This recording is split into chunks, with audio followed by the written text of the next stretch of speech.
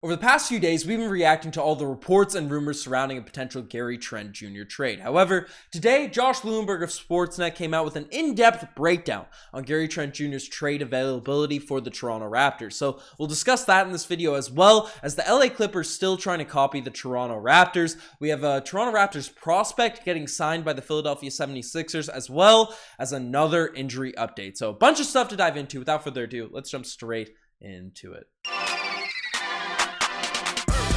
Hello everybody, Ben Rogers here, the Raptors side, just breaking down the latest Toronto Raptors news. And folks, we are on that push for 27,000 subscribers. So if you've been enjoying the content and you haven't hit that subscribe button, definitely hit that sub button. It means the world to me, and it keeps you updated on everything surrounding the Toronto Raptors. But let's dive into the news, and the first thing we're taking a look at is an important Gary Trent Jr. trade update. Now, a lot of our vids over the past couple days have incorporated some of the rumblings, some of the reports that have been going around about Gary Trent Jr. Just to summarize what's happened over the past few days, there's rumors that came out that the Golden State Warriors could potentially make a deal surrounding some of their young prospects in a package that would send Gary Trent Jr. to Golden State. Give my opinions on those. I wasn't too hyped about the first one with just James Wiseman, but if we can get Kuminga and DiVincenzo as well as Wiseman, then they're a little bit of a nicer deal. You want the full breakdown, you can check out that video after this one. But then a little gasoline was added to the fires. Nick Nurse just straight up called out Gary Trent Jr., lit a fire underneath him in an interview segment discussing how Gary Trent Jr. needs to improve, especially on the defensive end, if he wants to fit with this Toronto Raptors team. And that fit quote was a little bit interesting. How it was worded indicated that, hey, there's some, subtle, the undertones, the secret messages behind it people are pulling that, Gary Trent Jr., given the fact he doesn't have that usual 6'9" long boy frame that we see from most traditional Toronto Raptors, if he's not playing that elite defense, he doesn't really fit what's going on in this Raptors team. And given all the contract situations coming up, he could be on his way out. And now, with everyone talking about a potential Gary Trent Jr. trade, Josh Lewinberg came out with a really in-depth piece on Gary Trent Jr.'s availability from the team. And he gave a nice little summary here. I'll break down a couple of the paragraphs in this video. But he essentially said that the question is whether or not the Raptors are willing to pay up. With Fred VanVleet, Precious Achiuwa, Pascal Siakam, OG Anunoby, and eventually Scotty Barnes due for expensive new deals in the coming years, they have to decide whether or not long-term does he fit and at that cost. And if there were to be a conclusion that Nurse, team president Masai Ujiri, and general manager Bobby Webster ultimately come to, it would make sense to try and get an asset or two for Gary Trent Jr. ahead of the February 9th trade deadline, rather than losing him for nothing in July. So basically saying that if the Raptors don't see the fit, just like Nick Nurse was bringing up in the post-game press conference, if the head decision makers for this team don't think there's a long-term fit for Gary Trent Jr., then it makes sense to make a deal for him prior to this year's trade deadline. And that seems to be the popular thought amongst Toronto Raptors fans. Like, I get that it would be nice to keep that asset around for a playoff push this season, but if you're planning on letting him walk this offseason, let's get some packages back from him. We're not, we're still a young team, even though we do have, hopefully maybe we can, fully healthy, make a little playoff push, a deep playoff run. But the real championship aspirations are going to come when Scotty Barnes is really coming to his own as a star. We make a few more, either develop a couple more players or make a few more additions. So I get that front. And then went on to say that they're not there yet. And this is what a lot of Raptors fans need to hear for what it's worth. As recently as this past summer, the Raptors were telling inquiring teams that they see Trent as a valuable part of their young core, so it's hard to imagine that has changed in a month or so into this year's season. So Josh Lewinberg has essentially broken down that if the Raptors don't see Gary Trent Jr. as a fit, he should be on his way out. That's likely the path, likely the direction for this Raptors squad to make a decision on, getting as much value back as you can for an expiring contract, similar to what we did with Norman Powell and when we traded him to the Portland Trail Blazers for Gary Trent Jr. But they're not there yet. The Raptors still look at Gary Trent Jr. at his young age, his scoring ability, the offensive impact he can really provide, and the potential he's shown on the defensive end as a valuable piece for this team. And we heard all the rumors this summer about all the teams that wanted to trade for Gary Trent Jr. The Jazz were brought up. The Warriors are now getting thrown into consideration.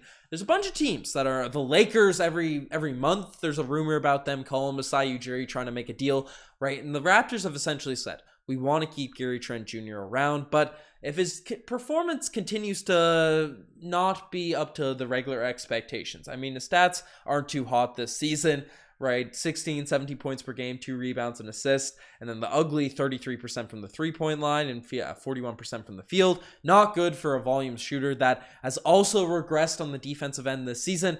If he's not fitting in with this Raptors core group, then we could see him on the way out, but that's likely not to have changed in the month. And Nick Nurse, in his quote yesterday, which I don't think I emphasized enough in the video, is he did bring up how injuries as well as health, whether he's being sick with non-COVID illnesses or, the hip injury that he's been dealing with, right? That's definitely going to have an impact on your playing performance. And players shouldn't be, completely trashed on because they're not living up to their usual play when they're playing through an injury. We commend players for, fighting through injuries, fighting through pain, but when they're not playing the same levels they were the season prior, playing through injuries, playing through illness, then you can't have it both ways. You can't criticize and then praise that. So hopefully now with Gary Trent Jr., this will be an important stretch of games for Gary Trent Jr. coming up over the next couple of weeks. I'm still on the Starboy bandwagon. I still think he has a lot of potential as a defender, right? We saw it last season. I think he definitely put a lot of work in the offseason. So I think there's the potentials there on the defensive end, and he's already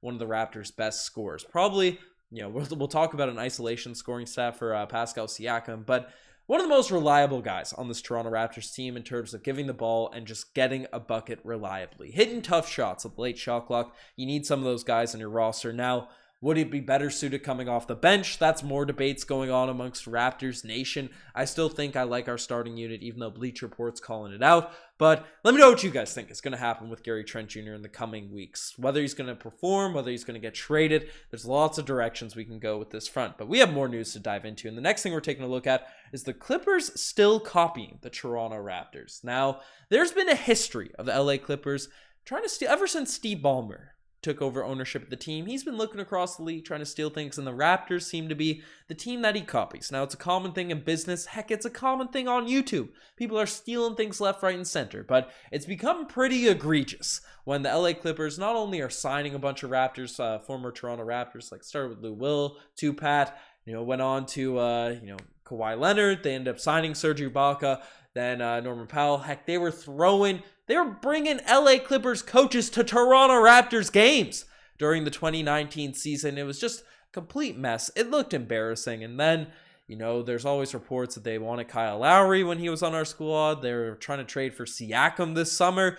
It's just a persisting level of things. And now they're stealing our gimmicks come practice. As a former Toronto Raptor, now is won a practice belt for the LA Clippers, as a tweet has come out that Norman Powell wins tonight the big moment fella belt after 30 points in a Clippers win. Obviously, the Toronto Raptors made famous the belts that they'd be giving out for big performances, specifically in practice and stuff. So the LA Clippers are now trying to steal that gimmick for us again. This is just me yelling at Steve Ballmer. Get your own ideas, man. Stop copying the Raptors. And obviously this is a meme. Any chance I get to throw blows at Steve Ballmer and the Clippers, I will. So I'm still spiteful. They took Kawhi, even though he's been pretty injured and hasn't been looking like a great contract for them. But we would have went back-to-back the immediate season after the chip. So I'm still mad about that.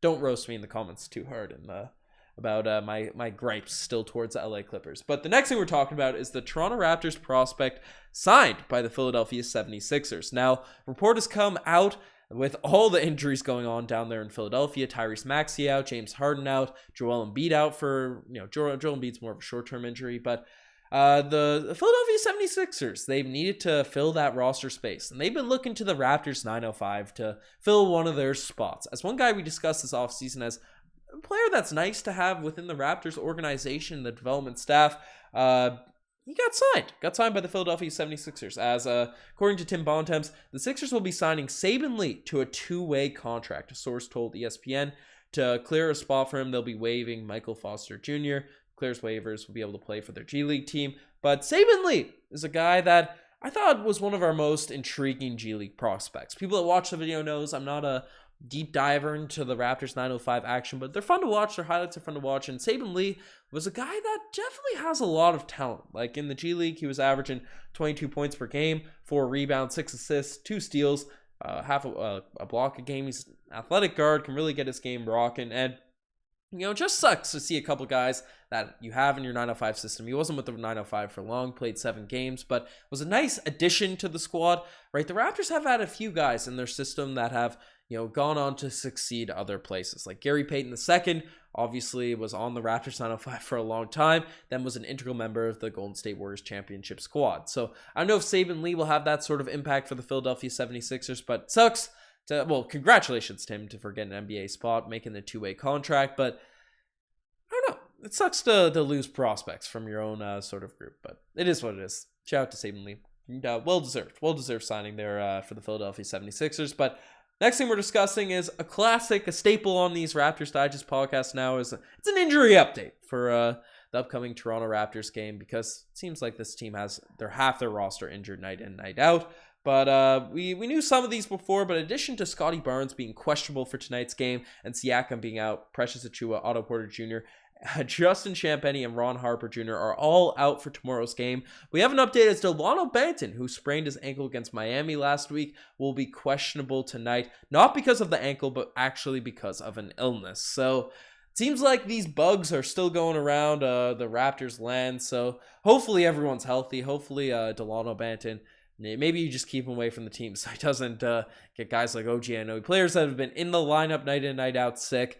But really, with all the injuries and the illnesses going on, just sucks for the Toronto Raptors. Seem to be over my illness mostly at this point. So positive stuff. I'm happy. No COVID. It's my birthday today too, so happy I get to go out and not spread anything to people. But the final thing we're discussing is a Siakam interesting stat, as he's apparently a top 3 one-on-one scorer in the NBA. Now, this stats came out. They didn't intrigue me. Whenever I see cool stats pop off online, try to throw them out to you guys, add them to the end of our videos and stuff. But according to if you just look at points scored, assisted, or created in post-up and isolation situations, and you use that as a judgment of one-on-one production, Pascal Siakam is ahead of Kevin Durant, Zion Williamson, James Harden, Shea, LeBron, Giannis, and Paolo. He's only behind Joel Embiid and Luka Doncic in terms of the production he's providing. Really high in the ISO scoring, number 2, 3 in the league, and then that combined with the post action, it's pretty effective out there. He might be number no. Oh no, I read that wrong. I was reading Joel Embiid's stats, but he's definitely up there. Top 5s in those area, and overall just a top 3 guy in terms of one-on-one production. My bad for reading that graphic there. I don't have my contacts in, but shout out to Pascal Siakam. Can't wait to have him back in the lineup. But folks, definitely hit that subscribe button. It would mean the world to me. You guys are the best. I'm signing out. Cheers.